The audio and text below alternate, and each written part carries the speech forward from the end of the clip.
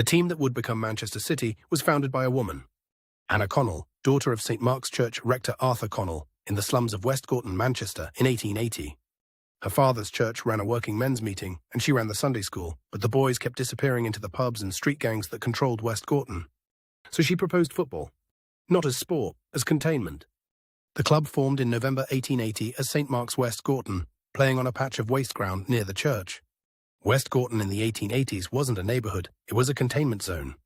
Cholera outbreaks, open sewage, child mortality rates that made national headlines. Most boys in the parish worked 12-hour shifts in cotton mills or ironworks before they were teenagers. The team gave them Saturdays. Anna Connell organised matches, fundraisers, and a small clubhouse in the church basement. Her father preached temperance on Sundays. She ran a football club the rest of the week. By 1884, St. Mark's had joined the Manchester Football Association and started playing competitively.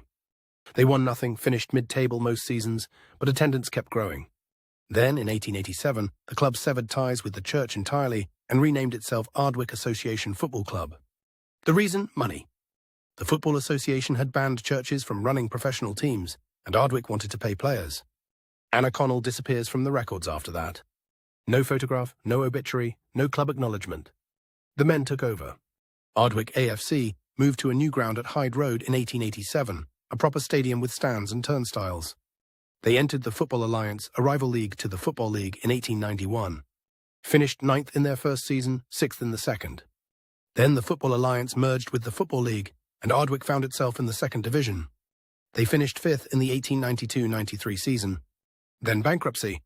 By the end of 1893, Ardwick AFC owed more than it could pay. The board voted to dissolve the club entirely.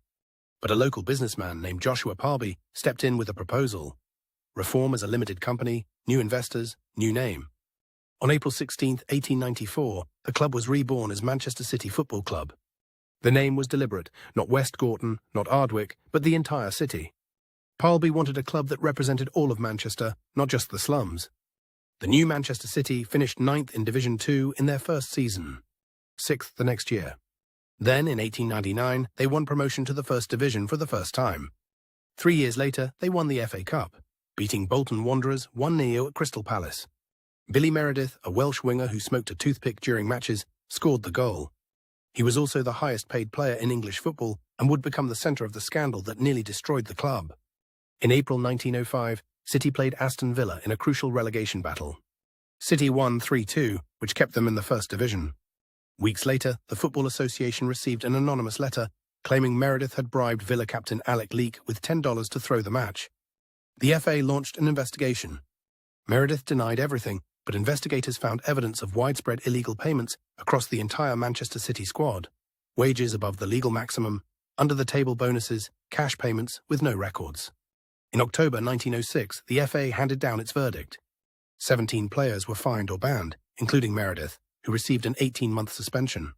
5 directors were permanently banned from football. The club was forced to auction its entire squad. Most of the players, including Meredith, signed with Manchester United, who were then struggling in the second division. City, gutted and disgraced, were relegated to the second division by 1909. The club that Anna Connell founded to keep boys out of pubs had become a cautionary tale about corruption in professional sport. But it didn't end there. City rebuilt, won promotion again in 1910, and by 1934 had won another FA Cup. The scandal didn't kill the club. It just became part of a founding story that was never meant to be clean. Next time, we cross the Pennines to Liverpool.